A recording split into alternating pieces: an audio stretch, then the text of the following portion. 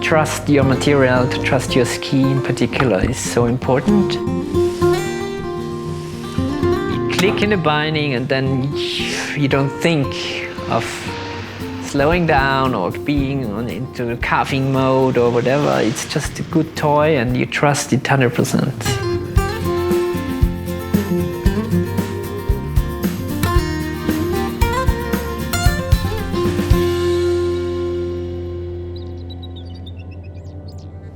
When Nordica first started producing skis more than 20 years ago, it represented a significant shift for the ski boot manufacturer, and it was their Enforcer project that put them on the map. In our first episode of Crafted, we traveled to their factory in Mittersill, Austria to find out how the Enforcer project came to be and why it's become such an influential line of skis. Now, Nordica is making some changes to their line, and next season, they'll be replacing the 93 with a brand new Enforcer 94.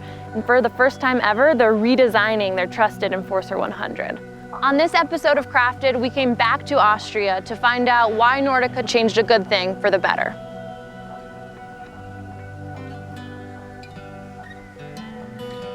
I really take care of my material, prepare my edges, the base, I put wax on, I check the binding before I ski a big line. I'm a little nerd in that, but I feel good when I go out the next day and have fully trust to my equipment.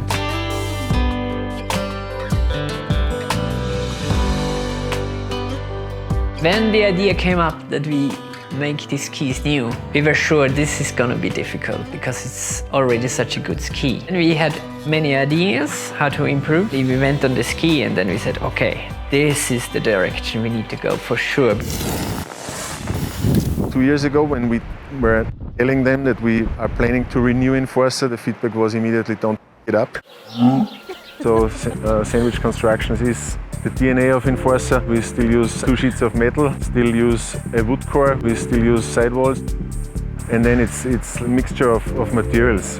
Which kind of wood are you using? We went with a little lighter wood. We added some carbon pre-breaks to the mix of materials. And then there are some elements of the outline of the ski and of the shape which also changed. If Flo is calling me that he has new skis, I'm very excited because it's so nice to find out if it's the right way or the wrong way we are thinking, and then tell Flo what I felt on the skis, and then it's very interesting all the time. Normally we go out in the morning. The first impression is the most important. After a few runs you get used to that, and even though the ski is not good, you still adjust to it and you adjust the skiing to the ski. And that's not the goal. So the first turns, they need to be good, and that's important for us. A good ski for me needs to float very well in the off-piste, of course, but also needs to be playful and it needs to have energy if you go on the groomers. Big news for the whole line is that we really adjust the contact length and rocker depth of tip and tail to each size and to each waist width. This is resulting that every size is really skiing like it should be.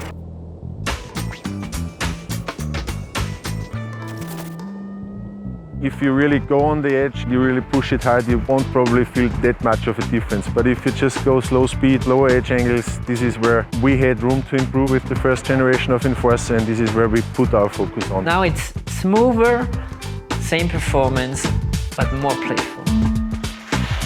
Skiing is so interesting for me because it keeps me young and keeps me playing and keeps me like a kid.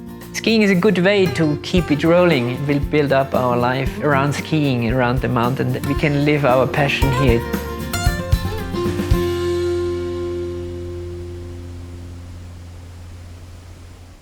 Okay, back on the record, who's a better skier? This is a very, very easy to explain story. If we would race tomorrow in a giant slalom, I would beat him, I guess, still. Yes.